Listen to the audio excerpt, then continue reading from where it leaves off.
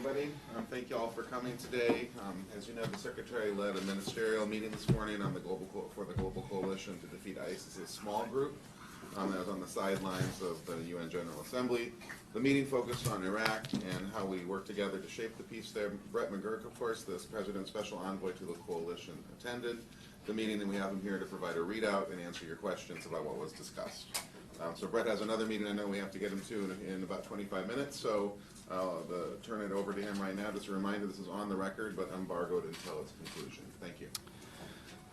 Okay, thank you everyone for joining me. I think we're capping off here what I think has been a very, very successful UNGA week, and we just concluded a very productive and constructive meeting at the ministerial level of our small group of the coalition. We had about 24 countries there, including the EU and NATO.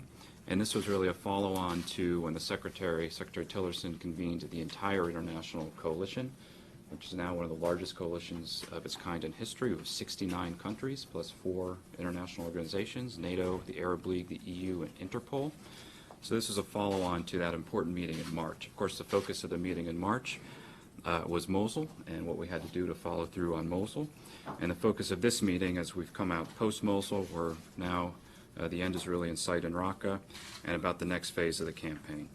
The Secretary led the meeting by thanking our coalition partners for really their incredibly generous support, their ongoing support, and also emphasizing that while we're making extraordinary progress, which I'll go through, we need to make sure that we keep our foot on the gas and follow through. There was a real commitment in the room, an atmosphere of camaraderie. This coalition has strengthened in so many ways, and the fact that while we've come a long way, we still have an awful lot to do. That includes the focus of the meeting today. We had the Iraqi foreign minister there. It was largely on Iraq and Syria, but we also focused, of course, on the counter-messaging, counter-finance, making sure we counter the ability of terrorists to travel. Everything our coalition does, if you're familiar with the way we're organized and our lines of effort. Again, I say the atmosphere in the room was one of resolve and determination to make sure we not only continue the defeat of ISIS, of Daesh, but also the follow-through to make sure that they cannot come back. Let me just give you some statistics of kind of where we are. I think the progress in terms of what has happened in Iraq and Syria when it comes to Daesh is really quite extraordinary, and I think is due to the fact that we did pull the entire international community together to work together collectively to accomplish this. So far, about 80,000 square kilometers that used to be controlled by ISIS are no longer controlled by ISIS. But more importantly are the people that used to live in these areas. So now about 6 million people, 4 million Iraqis, 2.2 million Syrians who used to be living under ISIS are no longer living under ISIS. And for those of you who travel to Iraq and Syria and meet these people, that statistic is the most important one. Also returning people to their homes in areas that have been cleared of ISIS. When we began this, we knew that that was one of the most difficult things to do. Therefore, we worked very hard to make sure that any military operation is backed up by a comprehensive humanitarian and stabilization plan. So in Iraq, we have very good figures now. About 2.1 million people have returned to their homes in areas that have been cleared by ISIS. That figure, again, historically in a post-conflict environment like this is almost entirely unprecedented. Another key statistic, all the territory that has been retaken by ISIS to date has held. This is not a situation in which we're working with military forces on the ground. They go in and clear territory, and then ISIS or terrorists come back. All the ground has held, and we want to make sure, obviously, that we keep it that way. 1/3 of all of these gains, very importantly, have come really in about the last 8 months. And we've spoken about this before. We spoke about it today in the meeting. We did make adjustments in January in the new administration, and President Trump ordered an acceleration of the campaign. A lot of authorities were delegated downwards so that we could move faster, move more effectively, and I think that's made a difference on the ground. We have not, however, and Secretary Mattis obviously speaks to this, we have not changed our rules of engagement and the precision with which we apply military power. But we have also increased, as I mentioned in the opening, and this has been a real focus of Secretary Tillerson's, making sure that all of our military efforts are followed through with humanitarian and stabilization efforts. So in Syria, for example, we now have a team of diplomats on the ground working these problems every single day. Just give you some brief updates of where we are in certain parts of Iraq and Syria. Of course, Raqqa, really the end is now in sight in Raqqa. ISIS, not too long ago, ISIS was not only planning, but they planned and then carried out, sent teams from Raqqa to carry out massive attacks, terrorist attacks in Istanbul, in Paris, in Brussels. All of that was going on in Raqqa. We also knew in Raqqa they were planning major significant terrorist attacks, the type of September 11th type events that they aspire to. All of that was going on in Raqqa. They were taking advantage of the infrastructure of a major city to do that, and that is why we had to focus on getting ISIS out of Raqqa. They are now really down to about their last 3 neighborhoods in the north-central part of the city, and it is a matter of time until the operation in Raqqa is finished. As soon as the city is finished and the military phase is completed, we have a very significant post-conflict stabilization humanitarian plan that is ready to launch, with about 100 sites identified for immediate demining, and then these are water, electricity nodes, those sorts of things that we've done elsewhere. The Secretary gave one statistic in the meeting today. I think it's a poignant one because we have teams on the ground now that go to critical sites. You know, this is unglamorous work. I've been to some of these places, but the water pumping sites, places that used to be under ISIS to get return life to these communities. And in one little water treatment facility just north of Raqqa, when our team went, we first sent in a demining team, they found about 240 or so IEDs on that one site alone. IED meaning a landmine explosive device left by ISIS. And this is what they do when they know they're going to lose. They just strew the ground. It's like a salt the earth tactic with IEDs. So when families come home and they go and open a closet, there's terrible casualties. So we've really emphasized the demining effort, and some particular members of our coalition, Norway and others, have really stepped up to help with demining. So that's Raqqa, and we have a pretty significant program underway to make sure the follow-through on the military phase goes about as aggressively as we possibly can, with all the challenges, uncertainties, and difficulties of working in a place like Syria. We also talked about the situation down the Euphrates Valley and Dar ez-Zor. This has been in the news lately. This is where forces, Syrian regime forces enabled by the Russians, have come into some close proximity to forces enabled by the United States and our coalition. We think now we have that fairly well worked out. We've had very good discussions with the Russians at the military-to-military level, and here in New York at the level of Secretary Tillerson and Foreign Minister Lavrov, and a whole additional discussions at different levels here in New York this week on that issue. And I think we'll be able to work that out, with the focus being we both want to maximize the pressure on ISIS and hasten the defeat of ISIS as soon as possible. If I go over to Iraq, focus on Mosul. So Mosul, battle in Mosul, of course, is over. And it's the stabilization phase. And there was a number of events here in New York throughout the week, not only the coalition event we just concluded, but also the EU sponsored a stabilization and humanitarian event with a large focus on Mosul. And while I can't speak to numbers now because I will leave it to certain coalition members to announce their contributions, we heard today in the meeting very significant contributions from some key partners focused directly on Mosul. When we were here last year, but also most importantly, when Secretary Tillerson had the meeting in March at the State Department, we were looking in Mosul at a worst case scenario, and we said we want to plan. You can hope for the best, but you plan for the absolute worst. Worst case scenario of about 1 million IDPs, displaced people from the Battle of Mosul. We ended up having actually more than 1 million IDPs from Mosul. Because we did the work as a coalition, we worked very closely with the UN team on the ground, with NGOs on the ground, with the Iraqi security forces, with the Iraqi government, with the Kurdistan regional government and Peshmerga, an incredibly coordinated plan. Nearly all of those IDPs received aid when they came out of the city of Mosul. They eventually received housing and they received aid. That is an extraordinary statistic. I defer to my humanitarian experts, but they tell me they've really never seen anything like it. And we're now focused on returning people to their homes. In East Mosul, where the battle ended sooner, obviously, than the very difficult fighting in West Mosul, about 97% of all the IDPs who've had to flee the battle are now back in their homes in East Mosul. West Mosul is more difficult. The destruction in the center part of the old city in the final weeks of the battle, due, importantly, to hundreds of ISIS foreign fighters and suicide bombers wearing suicide vests and just fighting to the death. obviously will take a longer time to recover, but we had a discussion about that. We also discussed the next steps in Iraq when it comes to ISIS. So what is really remarkable now is that the Iraqi security forces, and we have now, as a coalition, we have now trained well over 100,000 Iraqi security forces.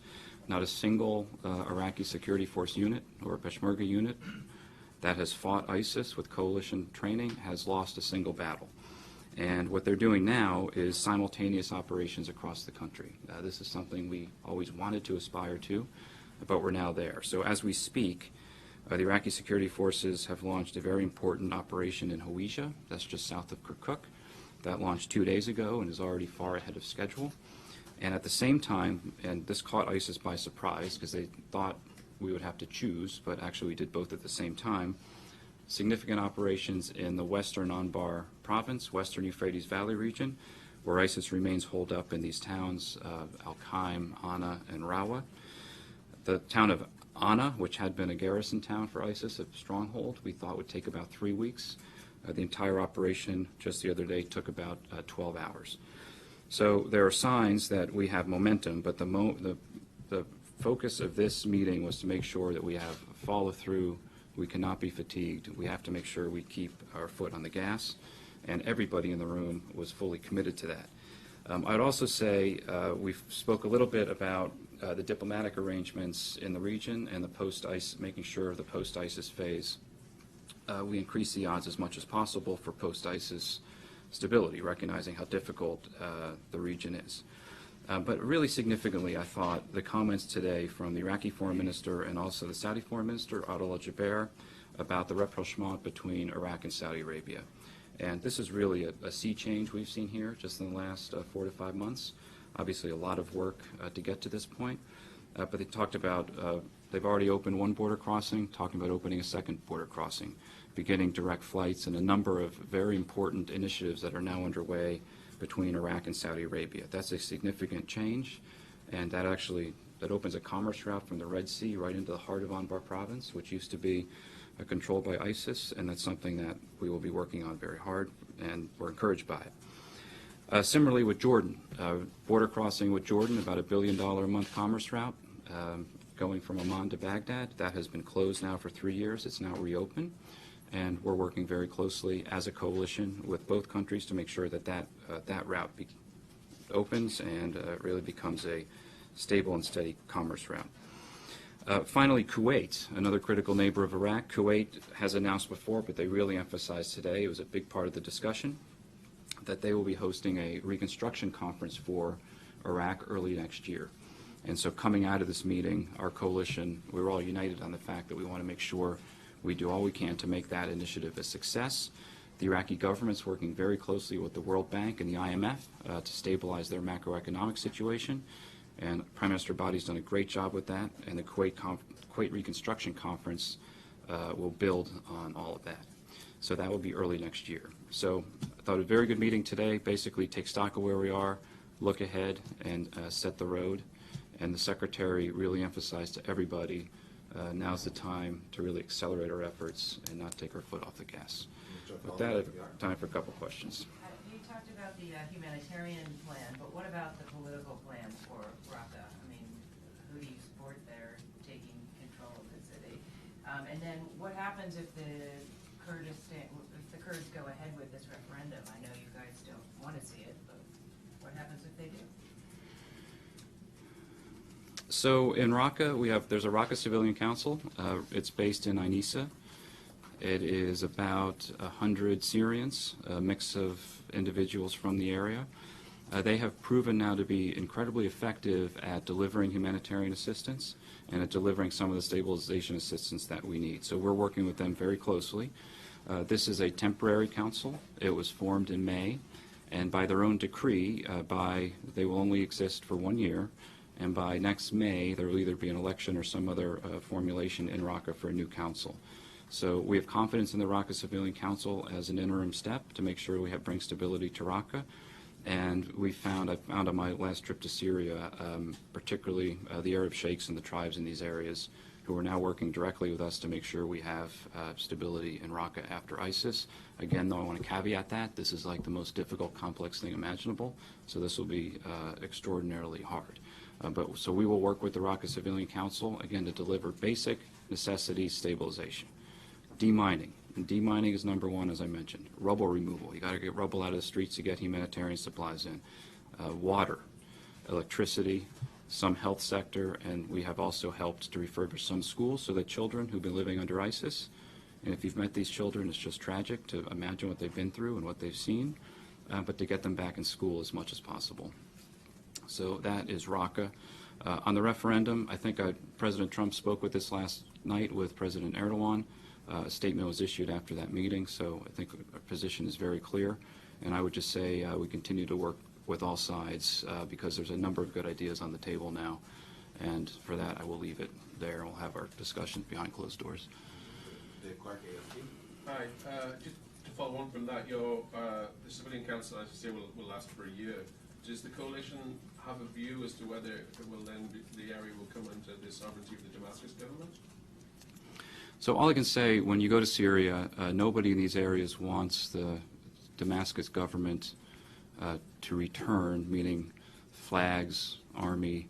That would be, I think, something that would not be stabilizing. I'm just stating the reality that happens on the ground.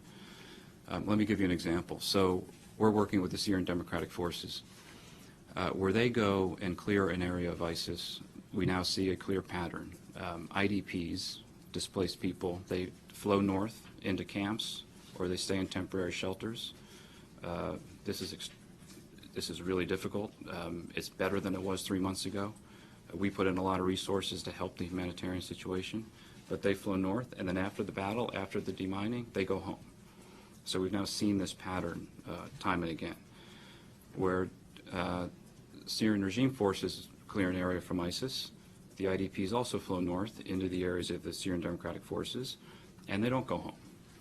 So we're finding the pattern for a stable aftermath of ISIS is Syrian Democratic Forces.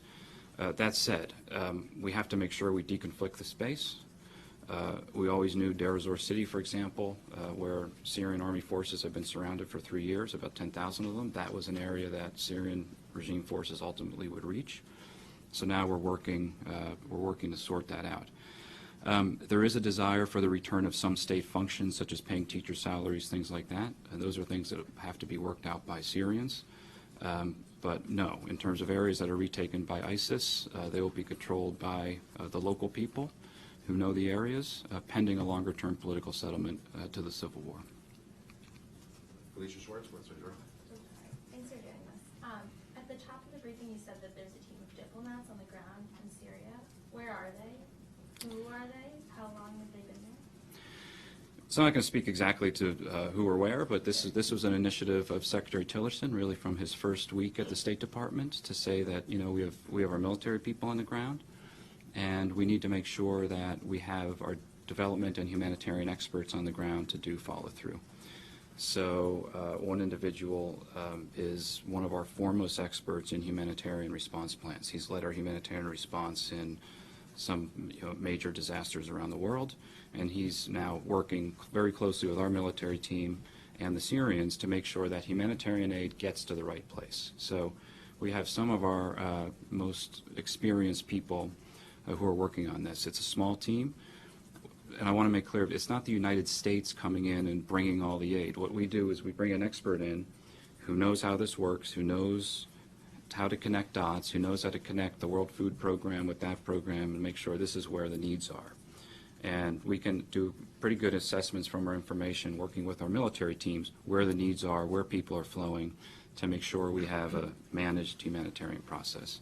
So they've been on the ground now for, I think, about 3 months, and it's made a real difference. I was in Syria in March and you could see thousands of people sleeping on the sides of the road in like dirt fields, and went back a month ago after we did an awful lot to bring in our experts and to unleash some immediate emergency funding, and you had established camps set up, particularly north of Raqqa and in Ain Issa. Okay. And this is, I guess, the first kind of like longer-term diplomatic presence in the country since the embassy was closed? Well, these are people who are working closely with our military team to make sure that the civilian side of the mission, the humanitarian aid and stabilization, this is non-political work. This is to make sure that after ISIS is cleared, we have conditions in place for people to return to their homes. You need a number, like how many? Small teams of experts. Sometimes less is more in this type of situation. The right people who have the experience who know how to do this. We just haven't had diplomats in the country. These are development experts. Yeah, it's development experts. So we're not.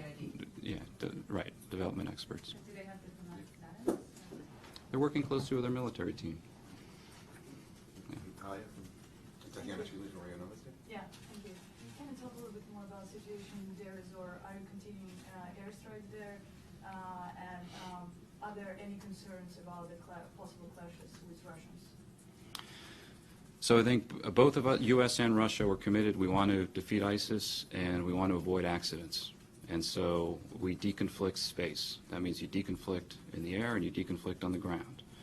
And we have had very good open channels of communication with them. There have been incidents from time to time. In June, for example, near Topka, U.S. military forces shot down a Syrian plane that was in violation of a deconfliction arrangement.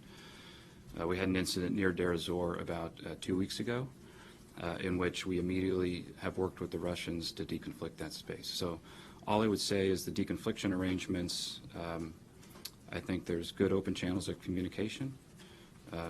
Both sides want to avoid accidents. Both sides want to defeat ISIS. We have some different ideas from time to time about how to go about things, but that's why we have this open channel of communication.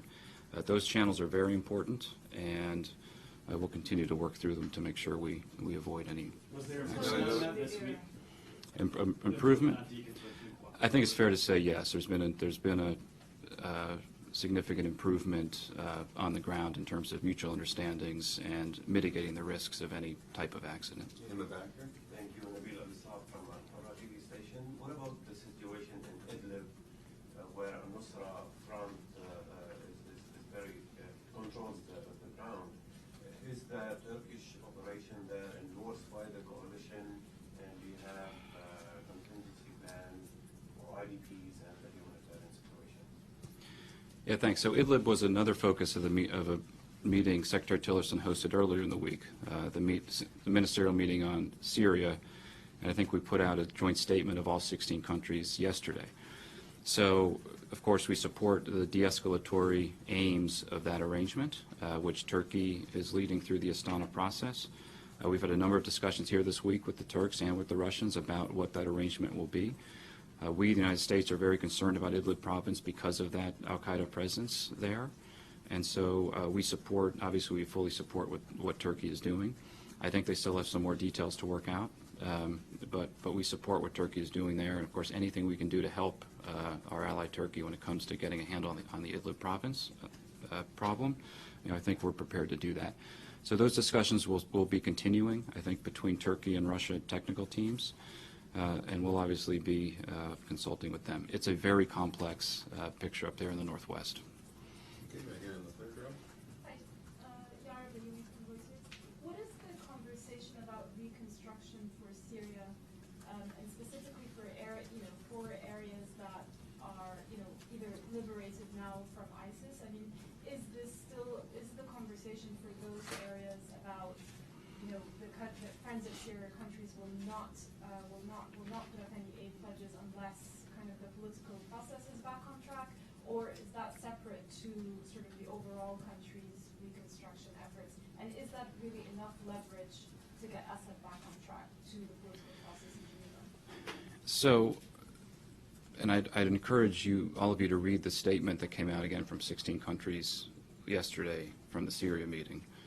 I'll say a couple things. So where U.S. military coalition forces are helping to liberate areas from ISIS, we do feel we have a responsibility to focus on the follow-through on stabilization. I want to emphasize that word really means something. That means the basic necessities to help people get back to their homes and to their lives. Demining, rubble removal, water, electricity, the basics. So we will be helping with that in the areas that we as a coalition have helped liberate from ISIS.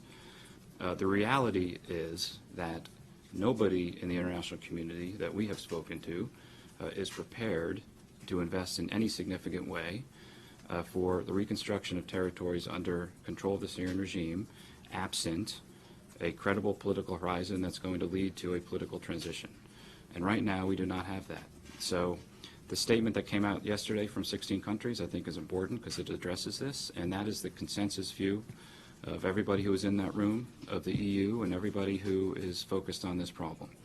Absent a credible political horizon that can lead to a transition that's supported by a majority of the Syrian people, the reality is the international community will not be coming in with significant reconstruction assistance. So we encourage the Russians and everyone else to try to really get on track through Geneva so that we can establish a real political process that has some meaning. One time for one last question here. Yes, Ambassador, what if the Kurds don't listen to the U.S. and go with the referendum on Monday? Will we see any cuts in the, whether military or financial aid to the Peshmerga or others? So again, on that issue, President Trump saw President Erdogan last night, and a statement came out of that meeting, so the position is very clear. We're in constant discussions with all sides here and remain hopeful because there is a very good package on the table that I think if you look at what the Kurds have accomplished by this referendum process in terms of reunifying their parliament for the first time in 22 months. It had been basically dormant. In terms of helping to pull the Iraqi Kurds together, they've already achieved a great amount. And they have the international community prepared to fully support and endorse a very intense process of negotiations. And that's something now that is being discussed. The referendum, to get to your question, just carries an awful lot of risks. And that's not something that that's not something the United States can control. Other actors here will make their own decisions, including neighbors, Turkey, for example. And so that is why we remain in very close consultations with all of our friends in the Kurdistan region, and they're very close friends of ours and partners, and also with the Iraqi government. And I remain hopeful that there's a very good package on the table in which an alternative might actually be the better path for all sides. But again, we will see. And in terms of the consequences of the referendum, it's not something that we can fully control. It just carries a lot of risks, as we've mentioned. Okay, so thank you very much, everybody. Thank you very much, Brett. I appreciate it. The partners are working in harmony. The Gulf crisis is not affecting you. I have to say on these issues, and we had, of course, all the partners in the room, and we had a real sense of unity of purpose because particularly ISIS is a threat to everybody. So. Thank you all.